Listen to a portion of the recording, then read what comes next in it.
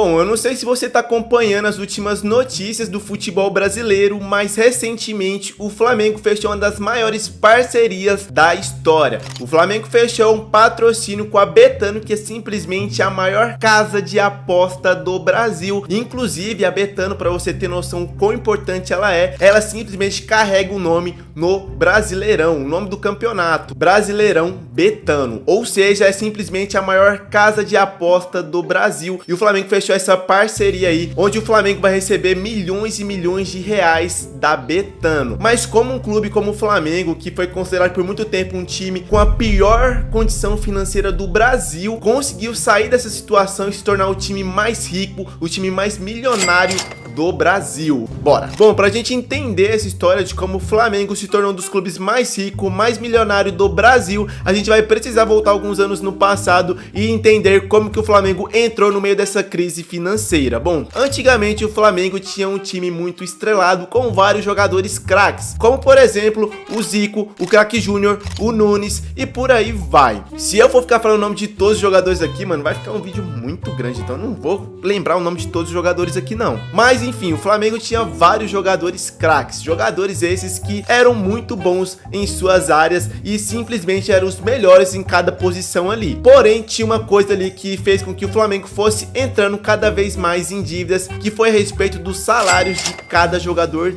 desses. Uma outra situação que aconteceu também, que fez com que o Flamengo entrasse em dívidas, foi a respeito da diretoria do Flamengo, que começou a cometer várias cagadas. A primeira coisa que fez com que o Flamengo se tornasse um dos clubes mais ricos do Brasil foi ele ter fundado ali o sócio torcedor com Eduardo Bandeira de Melo, que daqui a pouquinho eu vou te contar o que ele conseguiu fazer com o Flamengo. E o Flamengo, como tem uma das maiores torcidas do Brasil, onde todo jogo praticamente ele coloca ali 60, 70 mil torcedores ali no Maracanã, ele conseguiu bater recordes e recordes e conseguiu muitos sócios torcedores. Junto com isso, o Flamengo também conseguiu atrair vários patrocinadores, como por exemplo a Betano, que fechou agora recentemente.